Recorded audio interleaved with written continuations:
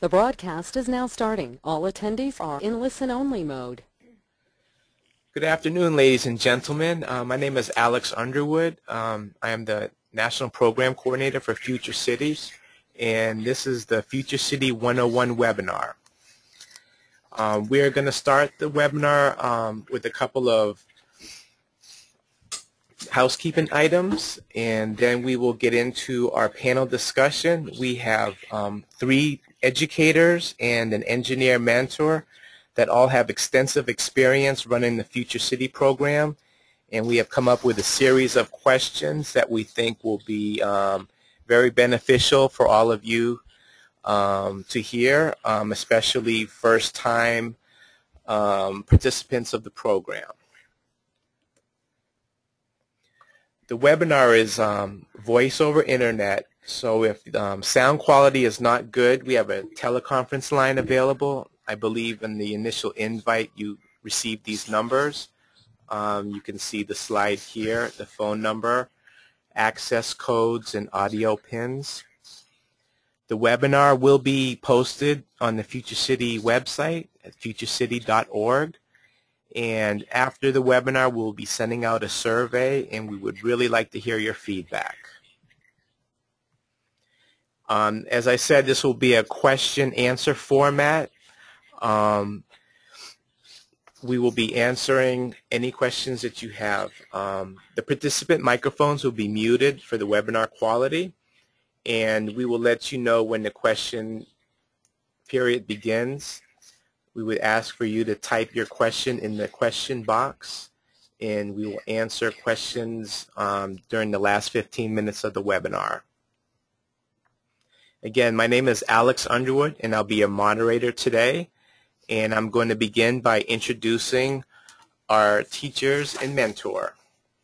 First up, we have Miss Jane Ring. Jane has been an educator for 26 years, primarily on the middle school level. She has been involved with Future City for 17 years now. 11 of those 17 years, Jane's teams have went to the Future City National Finals. Her teams have placed in the National Finals 9 times, with 2 first-place finishes, 1 second-place finish, and 6 third-place finishes. Although Jane has retired from teaching earlier this year, she continues to be a volunteer advisor to the Future City program. We have Kathleen Batten. Kathleen has been involved with Future City for the last 6 years. She has accompanied teams to the national finals twice. She has started the program at 2 different schools. This is her 10th year teaching middle school science in Tampa, Florida. We have Shannon Haas. Shannon has over 30 years of teaching experience, with the last 17 concentrated in middle school science and talented and gifted programs. She has been involved with Future City for 4 years now. And for the past 3 years, her Future City teams have represented their region, the national finals. One of her teams won the National Award for the Best Essay and also participated in the White House National Science Fair. Shannon's team from last year received the Best Transportation System Award. And we have David Hoekstra. David is a practicing civil engineer with a focus on geotechnical engineering and water resources. He currently works for the oil and gas and mining industries, developing water management and water conservation solutions. Much of David's work revolves around determining where water is being used and how it can be reused or conserved. He's also involved in the design and construction of large earthwork structures such as dams and canals. And he is a mentor from Denver, Colorado. Okay, I'll pose the first question, and I'll ask each participant each panelist to respond. I'd like to start with Kate. The question is, why Future City? There are a number of engineering and project-based learning competitions out there available today. Why do you participate in Future City? Kate, I will open it up to you. Well, hi, everybody. So there's a lot of reasons that I sort of accidentally got involved in Future City, but have loved it and stuck with it. The biggest one being student ownership. This project gives kids a level of ownership that I don't find anywhere else in my science classroom. The teamwork skills, the leadership skills that they are able to, and the level of critical thinking. They have to solve so many different problems, and because their city belongs to them, because they design every piece of it, every aspect, and they really care about their fictional citizens that live there. They get so involved in it, and the ownership is just really impressive. I think it's such a huge quality learning experience for all of the kids that I've ever had involved in it that I just can't imagine not having this for them to participate in. Okay, great. Thank you, Kate. Shannon, would you like to respond to this question? Why do you participate in Future City? Good afternoon, everyone. Welcome to the webinar. The reason why I really like it is because it really fits a need for kids. It starts with that big problem, and it often connects to their daily lives, and they like to go for that big arcing problem so that they can solve that underneath there. They get to work in a team, and they love to do that. It's a very natural event for them. They have a lot of different types of activities that they need to accomplish in order to make this work. And all those decisions, as she just mentioned, it's about their city and their decisions and their plan to solve the problem. And I think another reason that I really enjoy it is it's well supported by the national group, where you can find access to what would be involved in the rubrics and how do you do the city narrative, and all of those things are right there for the teacher to take advantage of, and it's inexpensive for the teams to register and things like that. Okay, great. Jane, would you like to respond? Well, I first started doing Future Cities as good publicity for our school. It's always good to have that kind of publicity going on. Then I started it because I saw it was a great opportunity to introduce students to engineering. And what I noticed after about 5 years, obviously because that's when the kids started going to college, I started hearing more and more students were majoring in engineering. Just this past weekend, I went to a community event and heard that 3 out of the 22 kids in my 8th grade class, that's not in Future Cities, that's just in my whole 8th grade class, are started college majoring in engineering. So 3 out of 22 is a pretty good average. But the most important thing I noticed about Future Cities is that I became a better teacher. I knew how to ask questions better. I knew how to turn my science classes more over to the students, and it just became more fun to teach. It became more real. So those are the 3 major regions: my school, my students, and myself. Excellent. And we'd like to hear from David to have a mentor's point of view. David? Oh, thanks. Good afternoon, everybody. I became involved just helping out a friend's kid, and I've stuck with it ever since. What I really like about the program is it really puts an engineering challenge in front of the middle school kids in a way that works for them. All of the challenges that I have to deal with as an engineer, working with diverse teams, managing my time and my budget and my resources, and writing and presenting along with the engineering is all put together in a way that really works for middle school kids. And the other thing I really like about it is that it puts professional engineers with the kids. The kids get the benefit of seeing what motivates the professionals, and it's good for the professionals to see that wild-eyed enthusiasm of the kids as well. Okay, thank you, David. We will go on to our next question. Getting started. How do you introduce Future City to your students? And for this question, we will start with Shannon. Well, I've taught Future City just 4 years now, and each time I start it, I do something different. So some of the things I normally do might be a graffiti wall to have the kids walk around and do that traditional know, wonder, learn. What do you want to know about it? What do you know already? What do you think you're going to learn? I add the additional things about why is it important to work on a team? What skills do you have to bring to your team? Or I might start by showing them presentations of the national groups that go on and ask kids to reflect on that. What kind of things are surprising or intriguing? What really grabs their interest? What looks good in a strong presentation? How does that carry out in what they might have to learn to build up to that presentation? Or sometimes I've started with discussions and dissections of the problem. So obviously for this year it would be transportation, but a couple of years ago it was certainly related to what was in our city, in our area, and it had to do with the water resources and the management of water, because we'd had a drought season, actually a drought year, and prior to that we'd had a flood. And so getting the kids to talk about things in the community is the big idea first, and then we branched out from there, their own personal experiences with both of those, branched out from there then to learn about the topic itself for the year. This year I will be doing things like little wordles of ideas like sustainability and intermodality and accessibility to get their attention.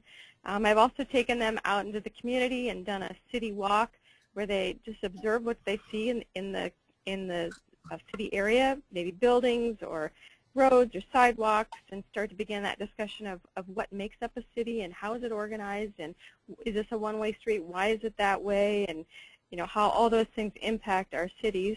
Sometimes I show them a really unique picture of a building and kind of, where do you think this is, what's it made out of, what is it doing in the city, where would you get the resources from that to show that area.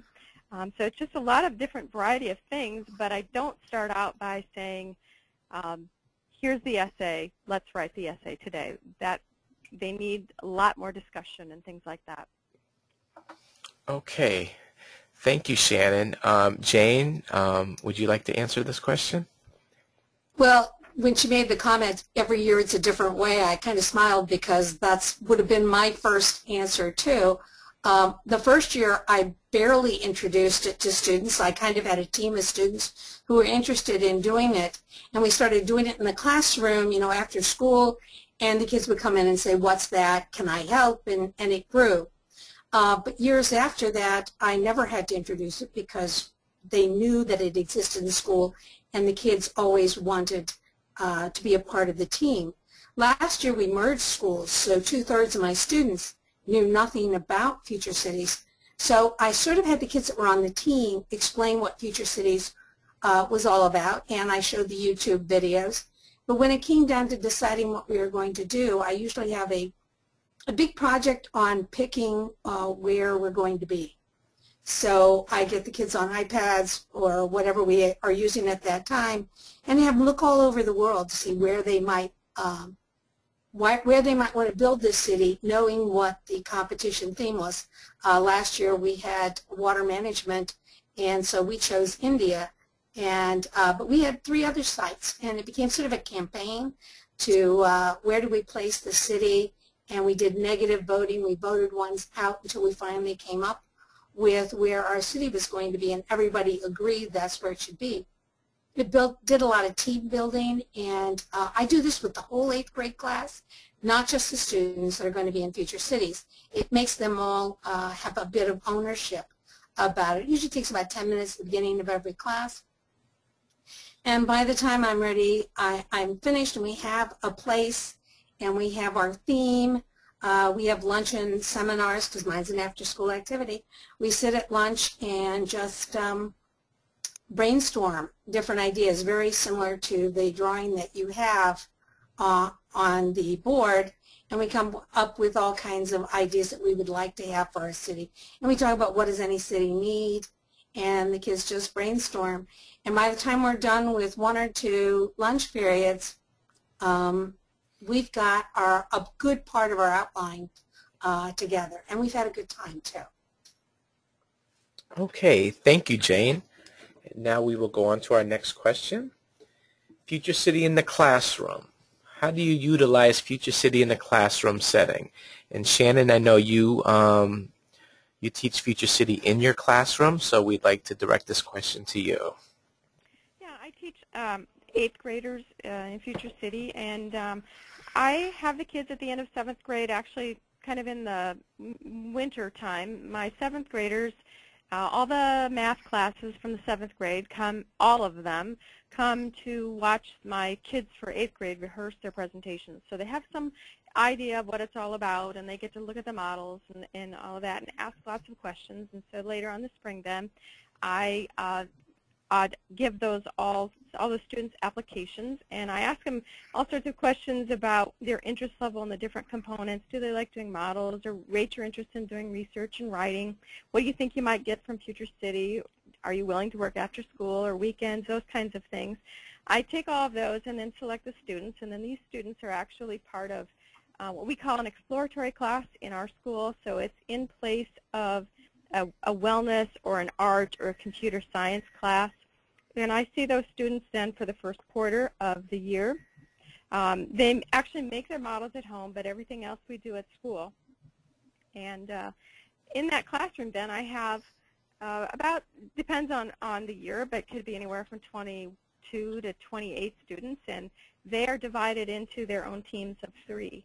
And they actually choose their people that they want to be teammates with.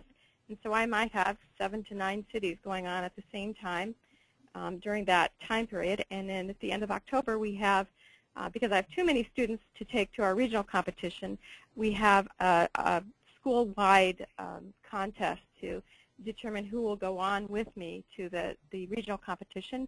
And during that time period, they all get a chance to share their wonderful models and give their presentations. And then these students are judged by engineers from the community. I have a panel of engineers and some other experts in health fields or sometimes in fields that relate to the particular topic at hand. And then we move on from there, and then I continue to work with the remaining teams. And within that, then, I do add other kinds of lessons throughout that time period that are not just model, but it might be things like talking about what employers want out of employees. You're kind of in a team, you're working as you might work in an employer environment.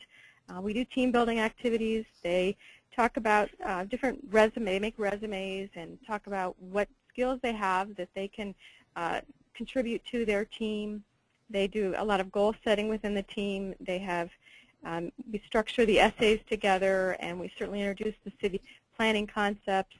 Sometimes we have some people come from the community to talk about some of those different features like city planning, or they might come speak to us about energy in the area, or someone might come as an architect and tell us about LEED buildings and things like that. So there are other things that I incorporate in the classroom then as well to make all of that fit together and work for the students. Okay, thank you, Shannon. We will go on to the next question. Just Future City after school. How do you utilize Future City in an after-school setting? And Kate is utilizing Future City after school. Kate, would you like to respond to this question? Sure. So Future City After School has sort of some unique challenges, much like having it in the classroom does, but I think the biggest challenge for an after-school program or a club, or however your school works it extracurricularly, is time and finding the time. So we've done it a couple of different ways. Typically, for the last 3 years, it's been once a week after school. We actually started meeting on Fridays because so many of my kids competed in athletics and they had sports practices on Monday through Thursday, so Fridays became our day to meet. And we meet for about an hour and a half after school to start going through the process every Friday. And even that, when it came to model building time, a lot of times that proved not to be enough time. So it's become kind of a tradition for us after the last day of their winter exams in December. At that point, our computer model's done, our 2 essays have been finished, and they've been working on the model, they've been mapping the model, they've been building and rebuilding the model, but usually becomes our big model build day. So we'll, after their last exam, which gets out about 10:30 in the morning, we'll work for a couple of hours. I'll order pizzas, and then we work until probably 5 or 6 in the evening, and really get a huge chunk of, that's our best way to get a big chunk of time to work on the model, because it kind of needs that. So, but you have to be flexible. You got to kind of work with whatever your school's situation is. This year, for the first time, we have what we're calling a flex period, where clubs can meet, and so Future City has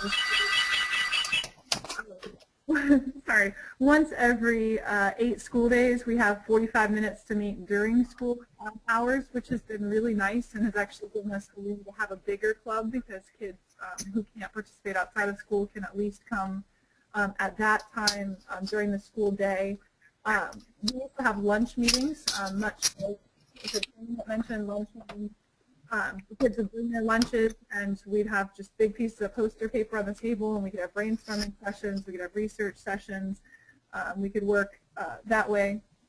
And then the other thing we do is break into smaller groups. At this point, I've got about 25 kids on my Future City roster, and having 25 of them all work at one time after school, a lot of times it can be overwhelming, especially when it's time for power tools and things like that. So we will break into smaller groups that I can meet with more often. So, having a group that comes together strictly to work on, transportation for an hour after school, and then another day having a group come in just to work on wastewater management or things like that, helps to sort of be a little more flexible with when there's certain, like, kids when you're working around kids' schedules, which at this level tend to be incredibly overbooked extracurricularly. So, so like I said, we've worked a lot of ways. There's as many different ways to do this as there are creative teachers involved in the program, I think.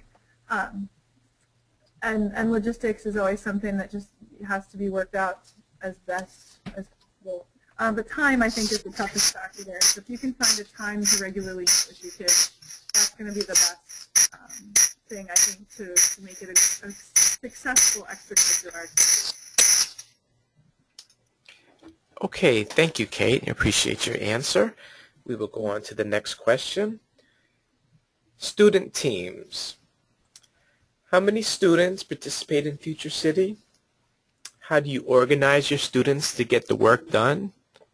And how much of the work do the students really do? We'd like to start with Jane. Jane, would you like to answer these questions? Well, I've worked with teams as small as 7, and those were in my first years. And last year, I had a team of 42 students. The perfect amount is about 15, I think. But because I want as many students as possible to get exposure to the role of engineers, I'm kind of happy when I have 42. With 42 kids, I started doing something quite different. I organized my students not only into teams for computer teams, essay teams always my smallest committee, and model building teams. This year for the model building, I organized kids in engineering fields. So I had one group of students who were my electrical engineers, another group of students were my mechanical engineers. Mechanical engineers worked with non-electrical moving parts. Electrical engineers worked with motors and lights. I had civil engineers that worked with the roads, and I had material engineers, and I had architects. So it was a lot of fun doing it that way, and it was much more exciting for the kids to see a note on our Future City board. This week the meeting will be electrical engineers after school on Tuesday, mechanical engineers on Wednesday, and civil engineers on Thursday, or architects on Thursday. Architects painted the sky and kind of did all the artistic work on it. How much work do the students really do? I would have to confess that the first couple years, I did more than I probably should have. There was just so much to do, and we had a huge board. I don't do any of it the last couple years. I really have let the students, my job is to say, yes, that looks nice, or do you think you can improve on that? Where they'll come up to me with an idea, and I go, I'm not sure it's going to work, prove me that I'm wrong. And So my job has become much more fun. I just kind of become this person who sits back and lets all the students do the work, and it's worked out very well. Okay, thank you, Jane. And we'd like to hear from Kate on this question. Kate? Yes, hi, and I'll try to speak a little slower so that everyone can keep up. I apologize. So I've had as many as 28 students in Future City, and as few as I think 8 or 9 has been my smallest team. And again, I've started the program at 2 different schools, so it always starts out smaller, but it's almost contagious. The more kids hear about it, they see what goes into it. Certainly once you get a trip to Washington, they get very excited. Is that me that's causing this high-pitched feedback? Not sure. Okay. I'm sorry, I just didn't want to charge through.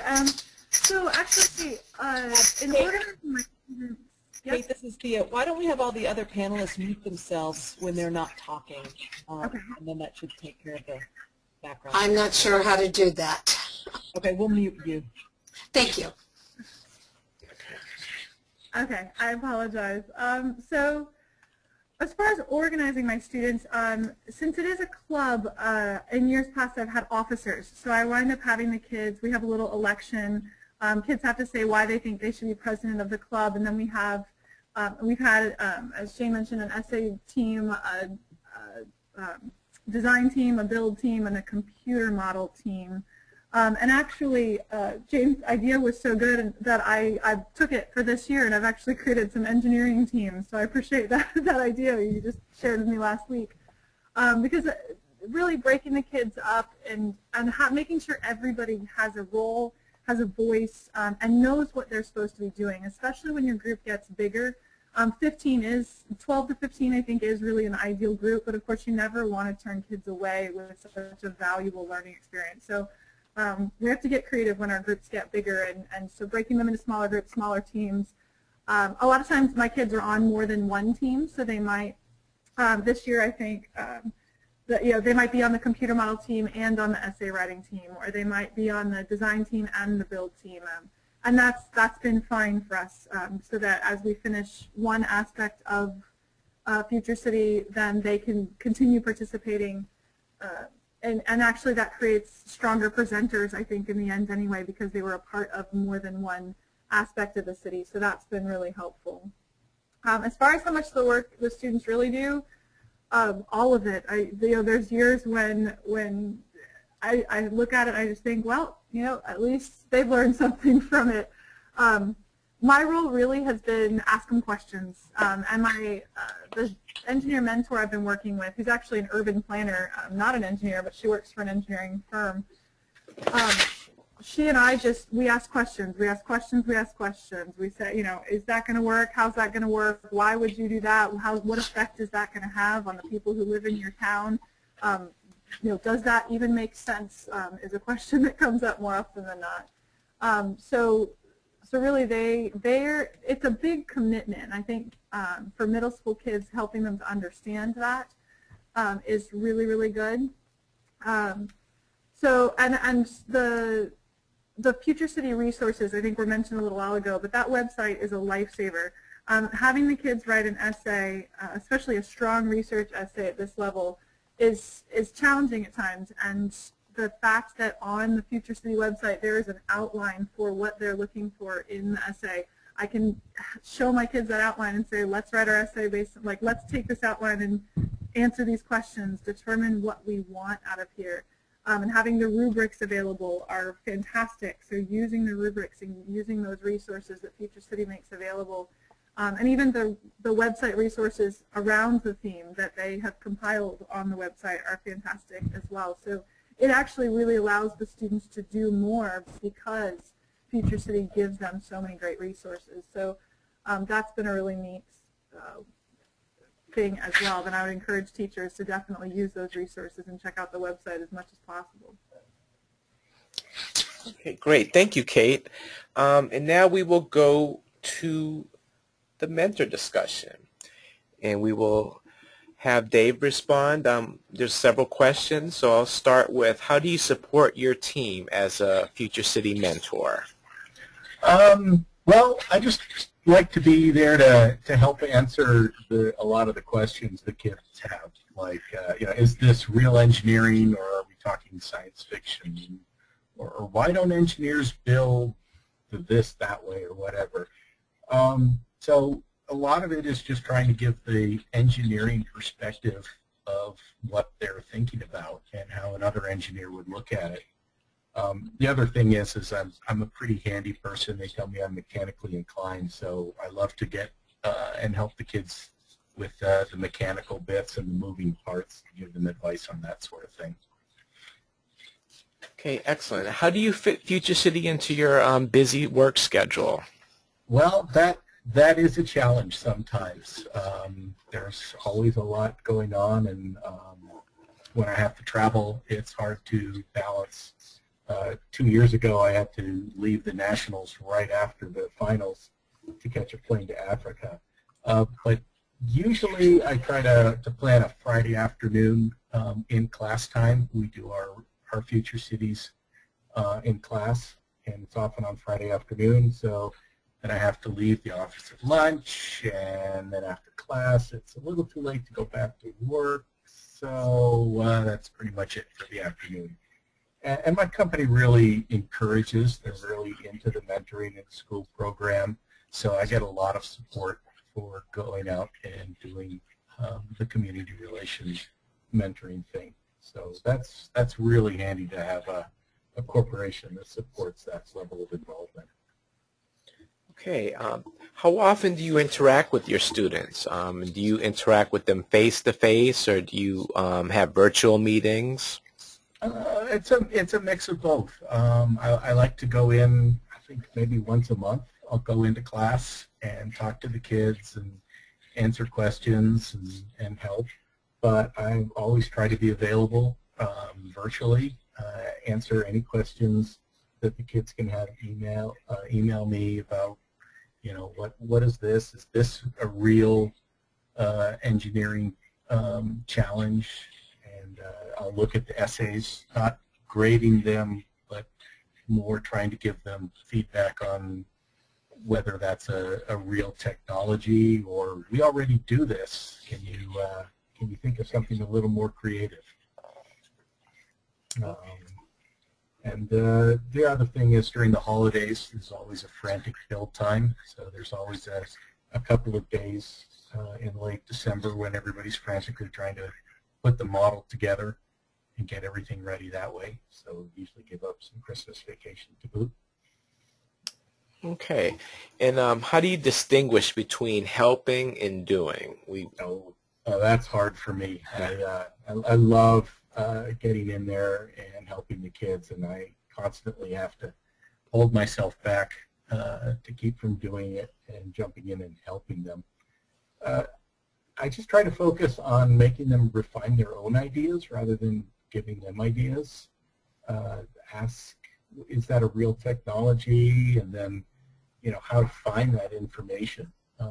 You would think that, kids these days would really know how to do a refined Google search, but sometimes they need a little help getting past the first page of Google search and knowing where the engineering resources are and where the good publications are can really be helpful.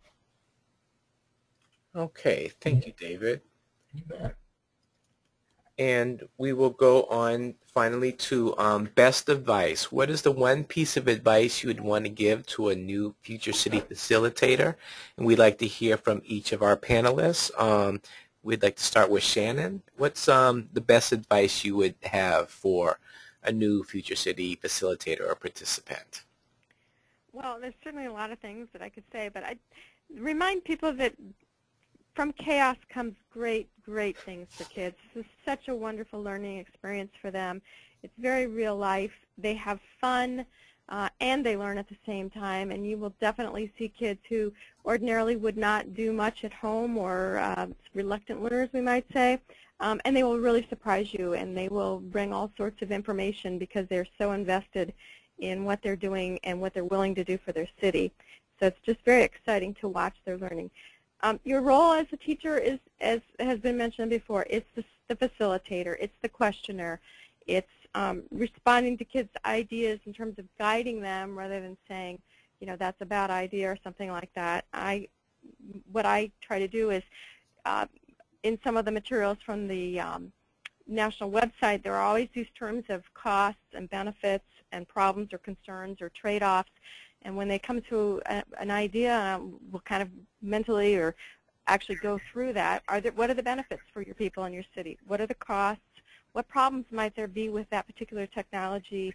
Are there some trade-offs? And just pose those questions to them constantly so that they are thinking about that with their ideas. I guess the other thing is to you know, understand your limits as far as organizational things. What can you tolerate kids doing in the room? Where do you need to kind of impose some more organization so it doesn't drive you crazy? And what roles, maybe as been mentioned before too, what responsibilities and roles can kids be assigned or can they volunteer for that helps with that whole organization of your room and how kids operate and how they connect to each other so that you feel like you're getting more production out of everything that you do. And again, utilize your engineer and your rubrics and your community resources. And when I have someone come in from the community, it never fails that the first thing that they say after the kids are done with their discussions and stuff is, wow, I sure wish I'd had something like this when I was in school. It sure would have been career changing for me. So just kind of keep that in the mind in the back of your head when it's your chaos and you might be ready to pull your hair out. This is really good for kids. Okay, Jane, would you like to respond? What's one bit of advice you would like to impart to a new Future City facilitator?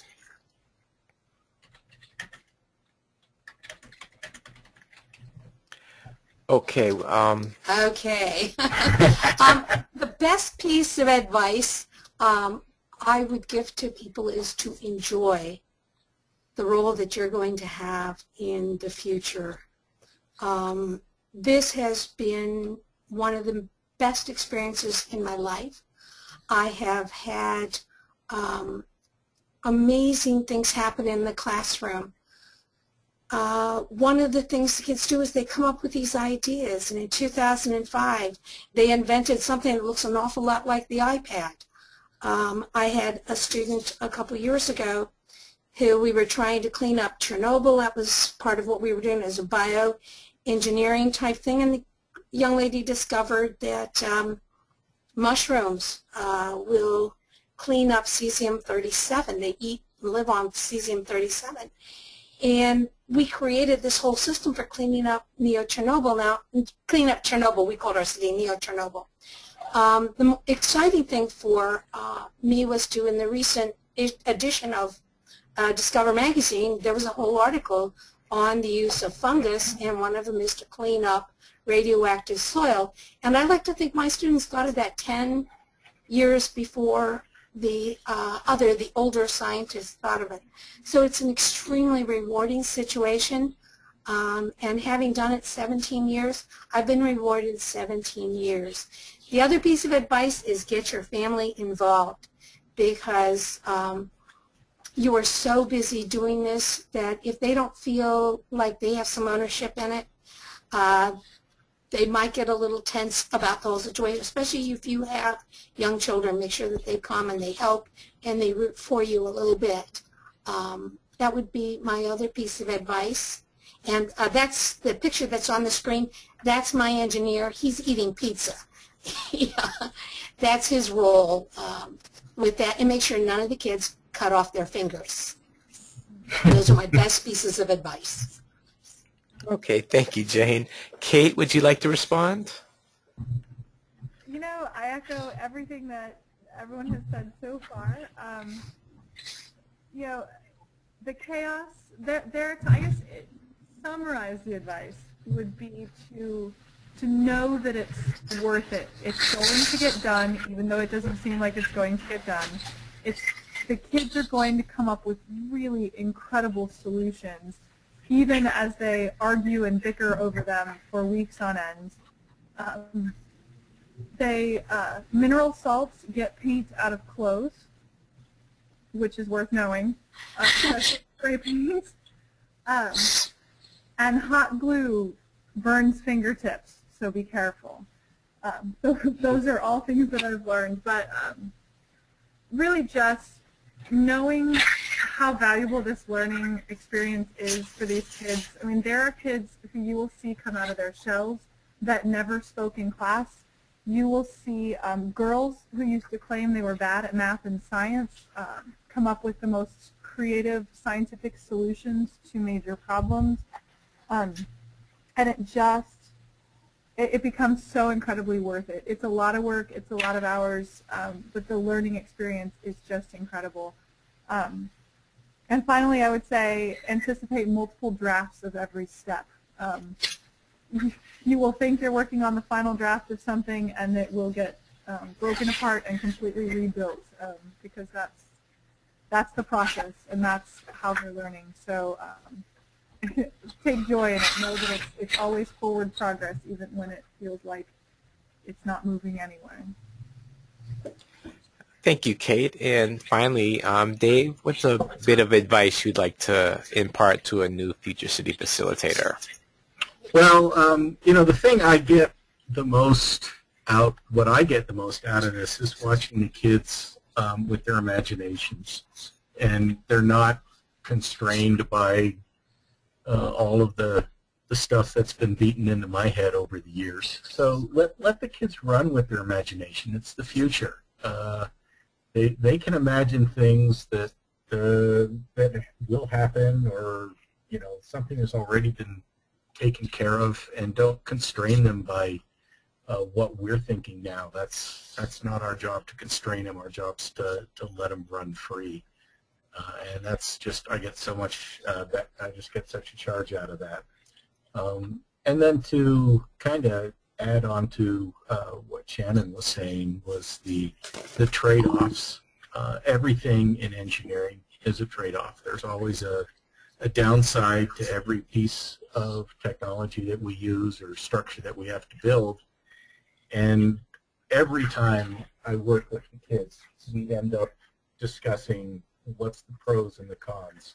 And that's such a useful piece of information to have that it gets imparted to these kids at this stage, and it carries with them for a long time. So that's a great piece of advice I think I can give. Okay, excellent. Thank you, David. Now we will go into our question session. There's a couple questions really quickly that I'll answer.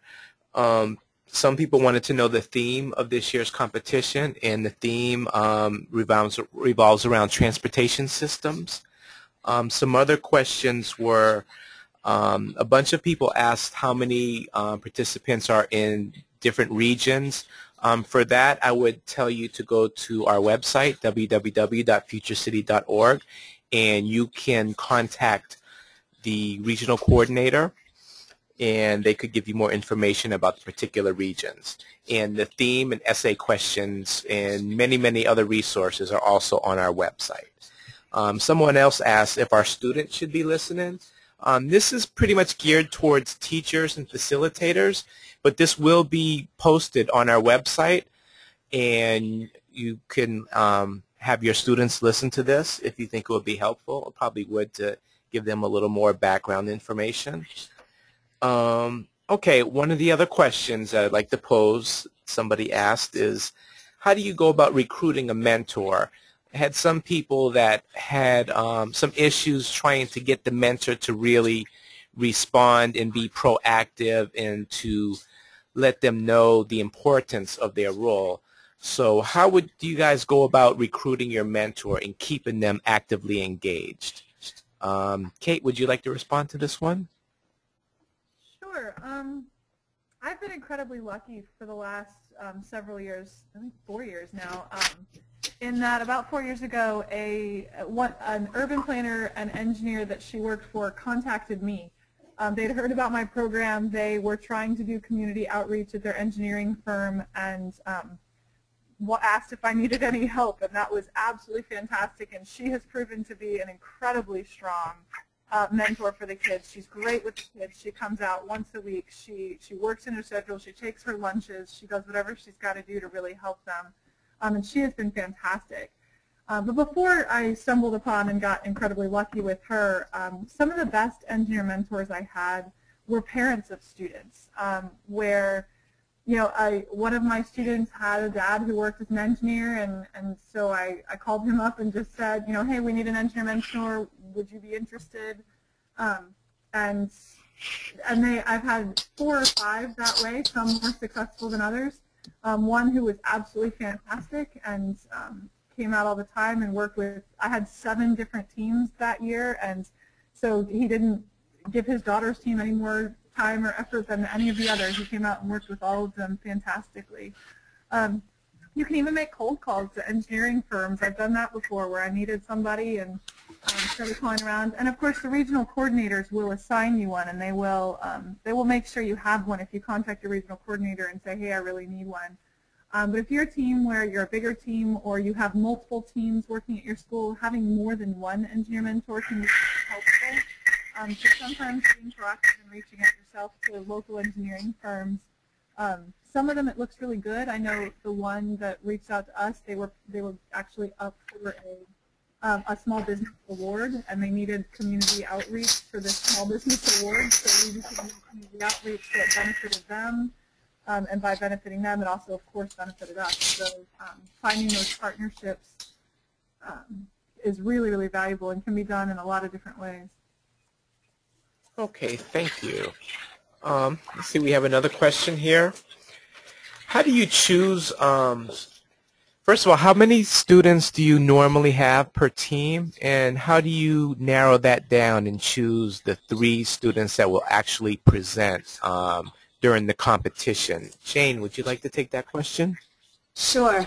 I have, in the recent years, I've had between 20 and 42 students that are on the larger team that are involved in some or all aspects of the competition. In early to mid-November, I have a panel of people who have a large skill set.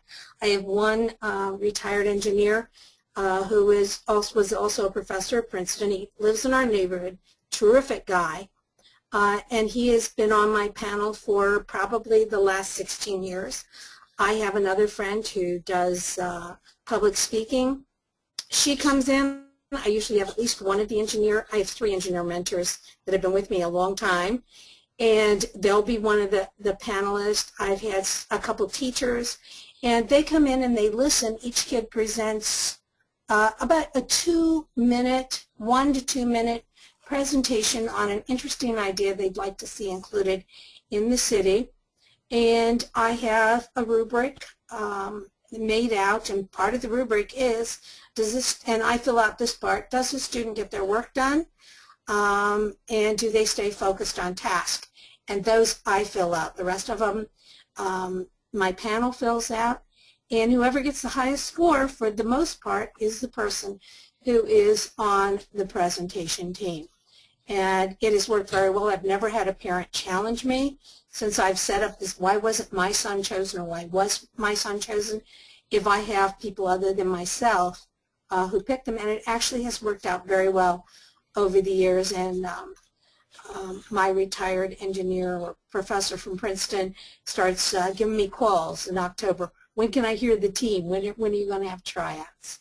So it's a lot of fun. And last year I had 15 kids try out for the 3 positions. Some years I only have 4 or 5 kids try out for the 3 positions. But that's all I need is 3 or 5 kids. Okay, thank you, Jane. We have another question here. It has to do with the relationship between the model and SimCity. They're asking, should the model be based off of the SimCity, the computer design, and what's the relationship between the 2? Shannon, would you like to respond to that? Sure. The SimCity model itself, really, the program SimCity is extremely beneficial in letting kids understand the idea of city planning and where do you put zones and what are zones and what's infrastructure and all those kind of fundamental things in a city. My kids will try to design, while using SimCity 4, try to design something that was similar to the model that they were building, but there's certainly reasons in the program why you can't make it exactly like that. So some of the features that might be in their city, they might have some mountains in the background or a river or something like that. They put that in their SimCity model, but in terms of them looking identical, they're certainly not going to be able to be identical to the model. And sometimes the model itself is, depending on the scale that they're selecting, it could be a smaller section of the city that's in the SimCity, but they're probably not going to be identical. Okay, thank you. Let's go to the next question. Well, real quickly, somebody asked if there's going to be a recorded version. Yes, this is being recorded and will be posted to our website, futurecity.org. Let's see here. We have several more questions. This one looks like it's, David could answer this one. About how many hours throughout the competition season do you think does the mentor really need to spend with the students? Wow. I've never really kept track of it. I don't consider it an onerous amount of time.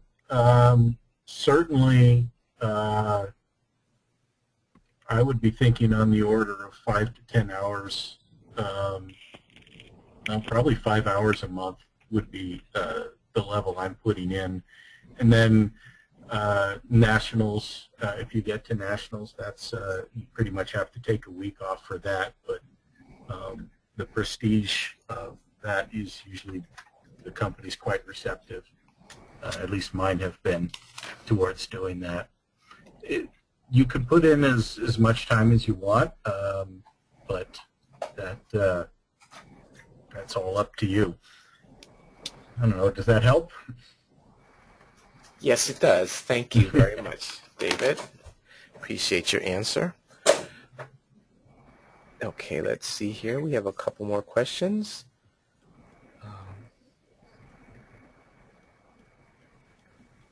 One question was, if you have, say, 10 to 15 students working on the project, but you can only have 3 actually present, will all the students get an award and be recognized, or will it only be the 3? Kate, would you like to answer that? I know you have experience at nationals. I'm sorry, can you repeat the question? Yes. The question was, if the presenters are limited to 3 students, but say you have 10 to 15 students actually working on the project during the competition, during the finals, if the team wins, will all the students get recognized and get awards, or will it only be the 3 presenters?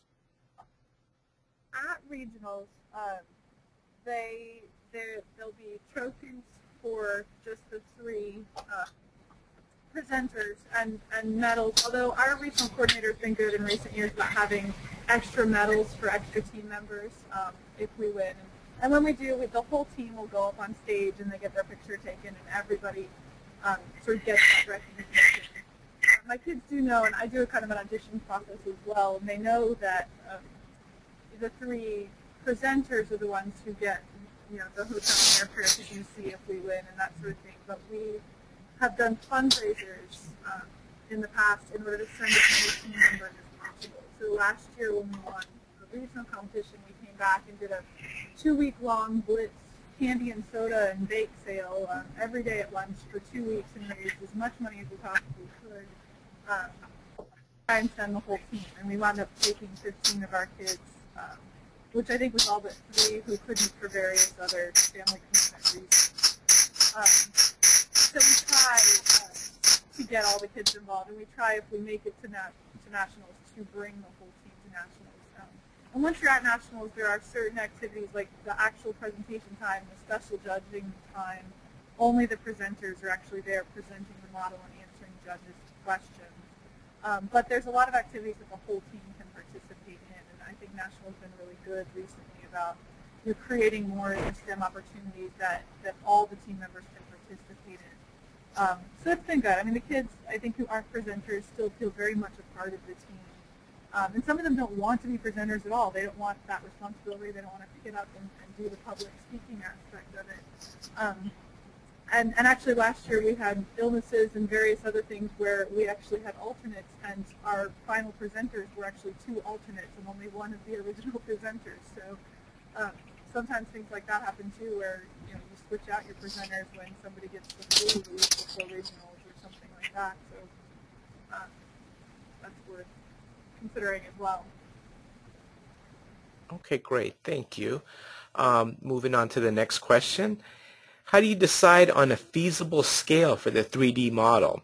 One that shows enough of the city, but not so small that you're creating hundreds of buildings. Let's see. David, do you have a lot of experience working with the model? Yeah. Well, the scale is really important. Any engineer will tell you that a drawing that's not to scale or a model that's not to scale is not much use. As a scale that we're really fond of, 1 in 50, 1 inch equals 50 comes up a lot. That's a good scale. Cars are, the size of the tip of your finger. Buildings aren't really, really large, and things tend to, you get the right perspective on something. 1 to 100 is certainly workable, but much smaller than 1 to 50 just doesn't seem to look as good. But it's entirely up to what the kids want to see. If they really want to focus on 1 or 2 particular buildings, then they'll need the scale. And a lot of times what has happened is they found some particular recycled object that's just perfect. This is exactly what I think my power plant is going to look like. Well, let's go in, measure it, decide how big it should be in real life, and work our scale around that. So you pick whatever you want, but you certainly want to pick one that emphasizes what you're after. Okay, thank you, David. I'm going to take the next question. Somebody asked, can we download more than 1 copy of SimCity? Yes, you are able to request additional copies. 1 copy is good for 1 download to a single computer. Another question was, how do we decide between using SimCity 4 or the new SimCity? We have a comparison on our website, futurecity.org, under the resources section, and it breaks down the major differences between the 2 games. Just real quick, the new SimCity is housed on the cloud, and SimCity 4 will be downloaded to your hard drive. So depending on your school network and firewall, you may want to take that into consideration. Let's see. Another question is, can you have more than 1 team from 1 school present at the competition? Jane, would you like to take that question? I know there are a lot of people who do that. They come, it depends on your region. I know in Georgia they can have like 2 or 3, I think, go to the national finals. Our region, every school has just 1 group, and I've just had 1 team that I've brought and I've worked with, but I do know teachers that have maybe had 3 different cities being built at the same time, and then they have a competition inside the school to decide which school will represent. But I think how many teams a school can take to the regionals is really dependent upon the regional coordinator. Some of them will allow more than 1. Okay, thank you, Jane. Somebody asked, can you present more than 1 virtual city at the competition? No, each team can present 1 city, 1 essay, and 1 presentation. Okay, we are almost out of time, folks, so we're going to go to this last question.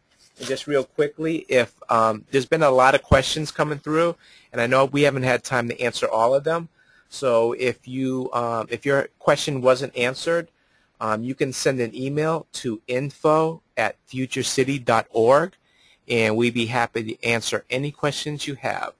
Okay, the last question is this is a timing issue. This person has not put their Future City group together yet. Is there still time to put a group together and be successful in the competition? And I guess how many months do you really need to dedicate to Future City? Can you start now and still be successful? Let's see. Shannon, would you like to answer that question? Well, sure. I think, yeah, definitely you could start now and still be successful. In terms of success in that kids learn a lot and make a great model and have a great presentation and all that. Who knows what happens in a competition? That part can never be predicted. But definitely kids can do that. Again, it would be dependent on how many kids maybe you have and how you organize things right up front, and making sure that you give them lots of timelines and guidelines and what to get accomplished in the span of time. But definitely you still have time to make this work for kids. Okay, great, Shannon. Thank you very much. And again, if we haven't gotten to your question, please send an email to info@futurecity.org. I would like to thank all the panelists for their wonderful information. I think this has been very informative. I want to thank you all very much, and thank you for all the audience out there for tuning in to Future City 101. There will be other webinars throughout the fall. Please check our website for the calendar of future webinars. Thank you very much.